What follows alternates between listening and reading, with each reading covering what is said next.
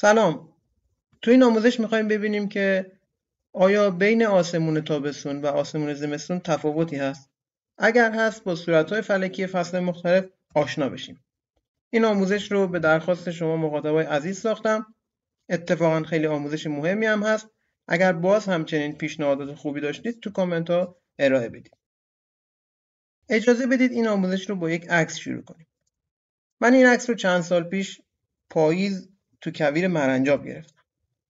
اینجا پاییز مرنجاب. ما رفته بودیم برای رصد بارش شهابی دو پیکری که خب حالا اشتباهاً بهش میگن بارش شهابی جزئی.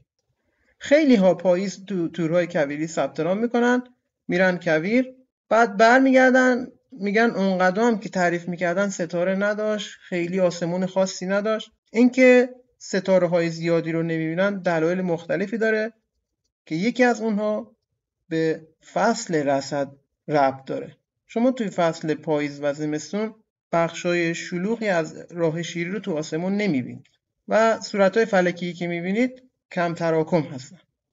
البته یک دلیل دیگه هم میتونه نحوه رصد باشه که معمولا رعایت نمیکنن، چشمشون به تاریکی عادت نمیکنه، تو محیطای با آلودگی نوری میرن که خب مورد دوم رو توی یک آموزش جداگانه بعداً بررسی می‌کنیم.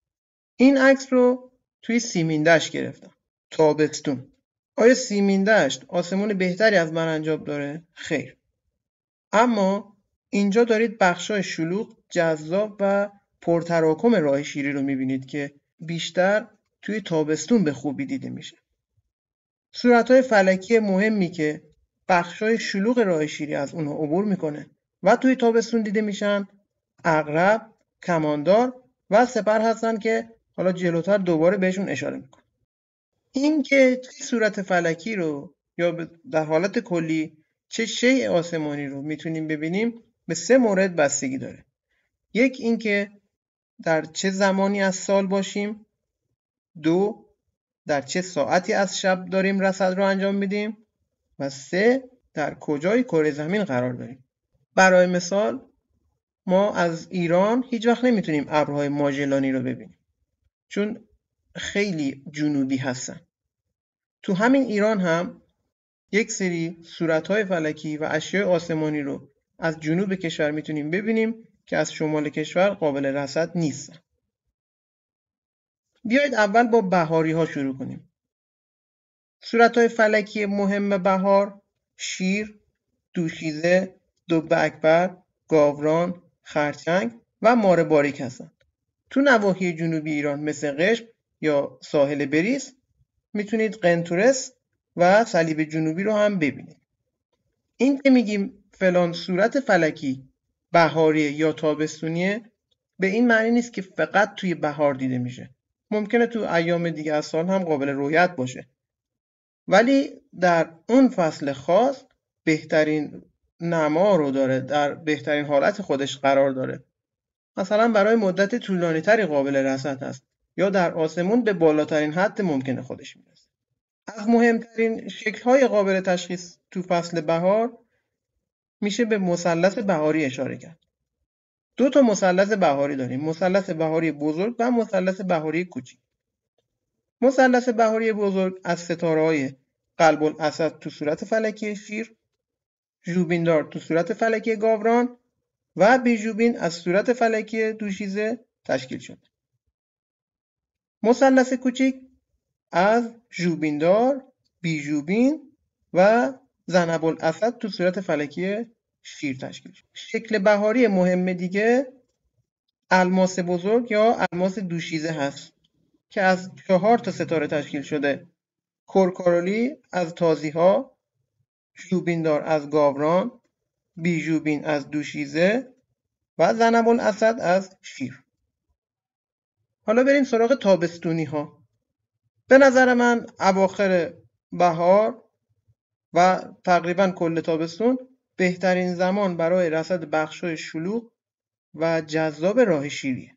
مهمترین صورتهای فلکی که تو تابستون میتونیم ببینیم ماکیان، چنگ رومی، عقاب، عقرب، کماندار، مارافسای و زانوزده هستن. کمربند راه شیری از بین ماکیان، عقاب، کماندار و انتهای دم عقرب عبور می‌کنه. مهمترین شکل‌هایی که تو تابستون میشه تشخیص داد و نماد تابستون هست مثلث تابستونیه.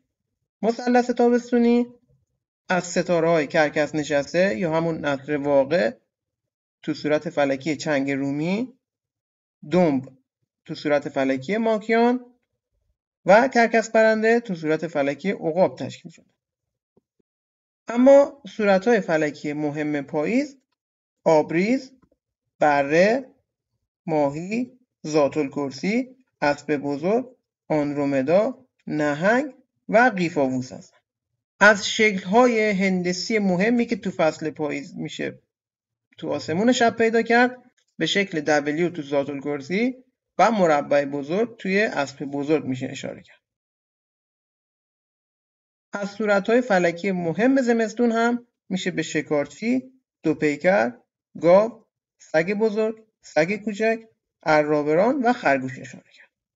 از شکل‌های هندسی مهمی که تو آسمون زمستون میشه شناسایی کرد میشه به مثلث زمستونی اشاره کرد که از ستاره‌های ابتلجوزا تو شکارچی، شعرهای شامی تو سگ کوچیک و شباهنگ تو سگ بزرگ تشکیل شده. شکل هندسی مهم دیگه‌ای که تو زمستون میشه شناسایی کرد شش ضلعی زمستونی هست که بهش دایره زمستونی یا بیضی زمستونی هم میگن. از 6 تا ستاره تشکیل شده: سروش از عرابران، سرپسین از دوپیکر، شعرهای شامی از سگ کوچک، شباهنگ از سگ بزرگ، پای شکارچی و دبران از گاو. صورت‌های فلکی پیراقطبی یا همواره پیدا. برای ما ساکنان نیمکره شمالی ستاره قطبی همیشه جاش ثابته و تو همه شب‌های سال میتونیم اون رو تو آسمون ببینیم. 6 تا از صورت‌های فلکی که خیلی به این ستاره نزدیک هستن هم دارای چنین ویژگی هستن و تو کل سال میشه اونها رو دید. مهمترین اونها دب اصغر هست که خونه ستاره قطبیه، بعد دب اکبر، ذات‌الکرسی، قیفاووس، اژدها و زرافه. این 6 صورت فلکی رو تو تمام ایام سال میشه دید. صورت‌های فلکی فصل‌های مختلف رو میتونیم در امتداد کمربند راه شیری هم تحلیل کنیم. وقتی که به بهار نزدیک میشیم کم کم قسمت‌های خوب راه شیری در نزدیک‌های صبح اواخر شب خودشون رو نشون میدن، مثل کماندار، مثل عقرب، ولی مدت زمان کمی تو آسمون هستن و در کل شب صورت‌های فلکی مثل شیر و گاوران غالب هستن. وقتی به تابستون نزدیک میشیم قسمت‌های شلوغ راه شیری یعنی صورت‌های فلکی عقرب و کماندار کم کم توی آسمون غالب میشن و تو ساعات طولانی از شب قابل رؤیت هست. هر چقدر به پاییز نزدیک‌تر میشیم و کم کم از میانه‌های پاییز عبور میکنیم قسمت‌های شلوغ راه شیری کم کم با ما خداحافظی میکنن و در اوایل شب سریع غروب میکنن و در کل شب بیشتر صورت‌های فلکی آندرومدا و اسب بزرگ هستند که غالب هستند. و وقتی به زمستون نزدیک میشیم صورت فلکی شکارچی و همسایه‌های اون توی شب غالب میشن. تو این ایام سال قسمت‌های کم تراکم راه شیری تو آسمون هستن که معمولاً با چشم دیده نمیشن و حتی توی عکاسی نجومی هم اثر چندانی از خودشون به جا نمیذارن و برای همین آسمون زمستون از نظر ما خلوت‌تر به نظر. امیدوارم که این آموزش هم براتون مفید بوده باشه و تو سفرهای بعدیتون از قبل بدونید که قراره چه چیزی رو ببینید و با آمادگی بهتر و با برنامه‌ریزی قبلی برای رصد اجرام آسمانی برید.